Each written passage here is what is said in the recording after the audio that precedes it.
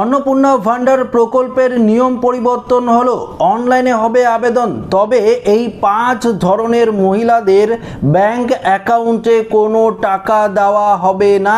ইতিমধ্যেই বিরাট বড় ঘোষণা করলো মুখ্যমন্ত্রী শুভেন্দু অধিকারী। তো বন্ধুরা, কোন 5 ধরনের মহিলাদের এই প্রকল্পের টাকা দেওয়া হবে না এবং অনলাইনে আপনারা কিভাবে অ্যাপ্লাই করবেন এই অন্নপূর্ণা ভান্ডার প্রকল্পের জন্য, সমস্ত কিছু জানাবো আজকের এই ভিডিওতে। তো আশা রাখবো ভিডিওটিতে আপনারা প্রত্যেকেই প্রথম থেকেই শেষ পর্যন্ত সঙ্গে থাকবেন। দেখুন বন্ধুরা, আপনারা প্রত্যেকেই জানেন যে 1 জুন থেকেই প্রত্যেকের ব্যাংক অ্যাকাউন্টে অন্নপূর্ণা ভান্ডার প্রকল্পের 3000 টাকা করে দেওয়া হবে, এটা তো আপনারা জানেন। তবে এই মুহূর্তে আজকেই ইতিমধ্যেই এই অন্নপূর্ণা ভান্ডার প্রকল্পের যে নিয়ম সেটা কিন্তু পরিবর্তন করা হয়েছে এবং অনলাইনে আবেদন করার জন্য পোর্টালও কিন্তু চালু করা হবে, ইতিমধ্যেই কিন্তু তা জানিয়ে দেওয়া হয়েছে। তবে সবথেকে গুরুত্বপূর্ণ বিষয় হলো কোন 5 ধরনের মহিলাদের টাকা দেওয়া হবে না এই অন্নপূর্ণা ভান্ডার প্রকল্পের, সেই বিষয়ে আজকের এই ভিডিওতে আপনাদেরকে একদম বিস্তারিতভাবে জানিয়ে দেব। তো আশা রাখবো ভিডিওটিতে আপনারা প্রত্যেকেই প্রথম থেকেই শেষ পর্যন্ত সঙ্গে থাকবেন।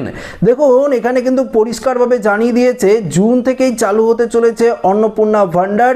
যোগ্য মহিলারা প্রতি মাসে 3000 টাকা সরাসরি তাদের ব্যাংক অ্যাকাউন্টে পাবেন এবং বলেছে আগামী 1 জুন 2026 থেকে রাজ্য জুড়ে এই প্রকল্প কার্যকর করার নির্দেশ দিয়েছে নতুন মুখ্যমন্ত্রী শুভেন্দু অধিকারী।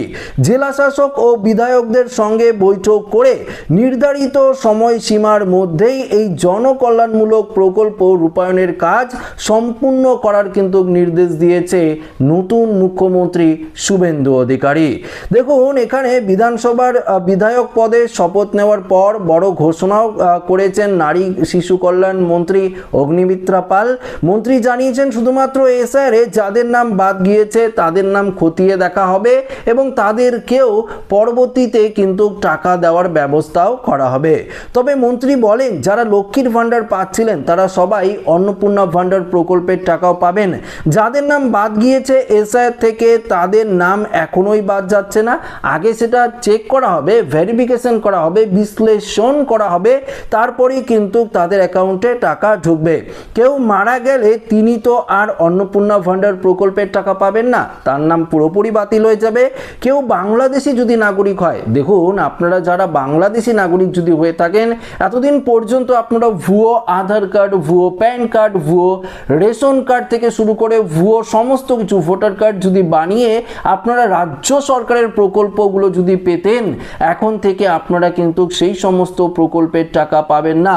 শুধু বাংলাদেশিদেরই বলছি না, এখানে কিন্তু পরিষ্কার বলে দিয়েছে আপনারা যদি বার্মার বাসিন্দার হয়ে থাকেন, রোহিঙ্গাও যদি হয়ে থাকেন, তাহলেও কিন্তু আপনারা এই প্রকল্পের টাকা পাবেন না। তো বুঝতেই পারলেন, মূলত 5 ধরনের এখানে মহিলা বলতে বিশেষ করে বলিয়েছে, এখানে বোঝাচ্ছে যে যাদের নাম এসআইআর এর ফাইনাল লিস্ট থেকে বাতিল রয়েছে তারা আপাতত টাকা পাচ্ছেন না, তাদের ভেরিফিকেশন হবে, বিশ্লেষণ হবে, তারপর হয়তো তারা টাকা পেতে পারেন। পরবর্তীতে যদি আপনারা বাংলাদেশি নাগরিক হয়ে থাকেন, এতদিন পর্যন্ত আপনারা ভুয়ো সমস্ত নথি বানিয়ে রাজ্য সরকারের যে প্রকল্পগুলো পাচ্ছিলেন সেগুলোও আপনারা পাবেন না। তো 2 ক্যাটাগরির গেল, বার্মা যারা রয়েছে তারাও পাবেন না, রোহিঙ্গা যারা রয়েছে তারাও পাবেন এবং মৃত ব্যক্তিও কিন্তু এই প্রকল্পের টাকা থেকে বঞ্চিত হচ্ছেন, এটা কিন্তু স্পষ্টভাবে জানিয়ে দেওয়া হয়েছে। কিন্তু যাদের নাম এসআইআর থেকে বাদ গিয়েছে, বিশ্লেষণ করার পর যদি জানা যায় তারা আমাদের নাগরিক, অর্থাৎ তারা ভারতবর্ষের নাগরিক, কিন্তু ভুলবশত কারণে তাদের নাম এসআইআর থেকে ডিলিট হয়েছে বা ট্রাইব্যুনালে তারা আবেদন করেছে, তারা কিন্তু টাকা পাবে, তারা কিন্তু নিশ্চিন্ত থাকুন। দেখুন এখানে পরিষ্কার আরো কি বলেছে, তারা নাগরিক না, তারা এই প্রকল্পের টাকা আপাতত পাবেন। এখানে বলেছে যাদের নাম কাটা গিয়েছে কিন্তু ট্রাইব্যুনালে আবেদন করেছেন তারাও এই প্রকল্পের টাকা পাবেন, তাদের নাম কাটা যাবে না কারণ তারা ট্রাইব্যুনালে আবেদন করেছে। তবে প্রশ্ন ছিল কবে থেকে এই প্রকল্প চালু হবে আর নতুন করে কিভাবে আবেদন করতে হবে, এই প্রশ্নে মন্ত্রী জানিয়েছেন দুয়ারে সরকার ক্যাম্পের মাধ্যমে নয়। যেহেতু মুখ্যমন্ত্রী মমতা বন্দ্যোপাধ্যায় আগের প্রাক্তন, তিনি দুয়ারে সরকার ক্যাম্প করেছিলেন এবং দেখুন কি হচ্ছিল, দুয়ারে সরকার ক্যাম্পে প্রত্যেকে আবেদন করছিল এবং সেই সমস্ত আবেদনপত্র ভেরিফিকেশন করার পর সেই সমস্ত আবেদনপত্র ডেটা এন্ট্রি হতো, কার ডেটা এন্ট্রি হতো, অনেকে ডেটা এন্ট্রি হতো না, তারাও টাকা পেত না। কিন্তু এবার প্রসেসটা সম্পূর্ণ আলাদা। অন্নপূর্ণা ভান্ডার প্রকল্পের জন্য আলাদা একটি পোর্টাল চালু করা হচ্ছে, অনলাইনে কিন্তু আবেদন করতে হবে। এখানে শুধু সাধারণ মানুষ সহজে আবেদন করতে পারবেন, শুধুমাত্র অনলাইনে আবেদন করতে পারবেন রাজ্যের মহিলারা। তো বুঝতেই পারলেন, ডাইরেক্ট ডেটা এন্ট্রি হয়ে যাচ্ছে এবং ডাইরেক্ট ডেটা এন্ট্রি হয়ে যাচ্ছে, আপনারা অনলাইন আবেদন করছেন, সঙ্গে সঙ্গে এই প্রকল্পের টাকাও আপনারা ব্যাংক অ্যাকাউন্টে পেয়ে যাবেন। এখানে অগ্নিমিত্রা পাল স্পষ্ট জানান, সমস্ত মানুষ, এমনকি 1 পাস 2 পাস যে মহিলারা রয়েছেন, শিক্ষার আলো পর্যন্ত পাননি যে মহিলারা, তারাও এই প্রকল্পের সুবিধা পাবেন। পোর্টালটি এতই সহজ ও সাধারণের ব্যবহারে উপযোগী করা হবে যাতে সাধারণ মানুষ সর্বস্ত্র এই পোর্টালে গিয়ে আবেদন করতে পারেন। তো বুঝতেই পারলেন, অনলাইন যেই পোর্টালটি চালু করা হবে, প্রত্যেককেই আপনারা আবেদন করতে পারবেন, নিজেদের মোবাইল ফোন থেকেই আবেদন করতে পারবেন, কম্পিউটার ল্যাপটপের প্রয়োজন হবে না, নিজেদের মোবাইল ফোন থেকে আবেদন করতে পারবেন। পোর্টালটি এতই সহজ করা হবে যে শুধুমাত্র আপনার সম্পূর্ণ তথ্য দিলেই আপনারা কিন্তু এই প্রকল্পের টাকা পেয়ে যাবেন 1 জুন থেকে। এটা কিন্তু পরিষ্কারভাবে জানিয়ে দিয়েছে নতুন মুখ্যমন্ত্রী শুভেন্দু অধিকারী এবং নারী ও শিশু কল্যাণ দপ্তরের অগ্নিমিত্রা পাল।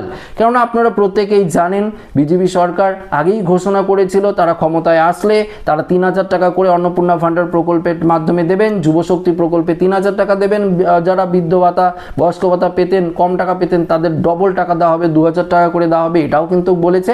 তো সমস্ত কিছু আস্তে আস্তে পূরণ করা হবে। তো মনে রাখবেন, আর মাত্র কয়েকদিন, 4 থেকে 5 দিন বা ধরুন 1 সপ্তাহ, এর মধ্যেই কিন্তু অনলাইন পোর্টাল চালু হয়ে যাবে। যখন পোর্টাল চালু হয়ে যাবে অবশ্যই আপনাদেরকে ভিডিওর মাধ্যমে জানিয়ে দেবো এবং আপনারা সহজেই কিন্তু আবেদন করতে পারবেন, একদম স্টেপ বাই স্টেপ আবেদন প্রসেস আপনাদেরকে জানিয়ে দেবো। তো আশা রাখবো ভিডিওটি প্রত্যেকের ভালো লেগেছে। ভিডিওটি ভালো লাগলে লাইক করবেন, বন্ধুদের সাথে শেয়ার করবেন, নতুন থাকলে চ্যানেলটিকে সাবস্ক্রাইব করে আমাদের সঙ্গে জুড়ে থাকবেন। ধন্যবাদ।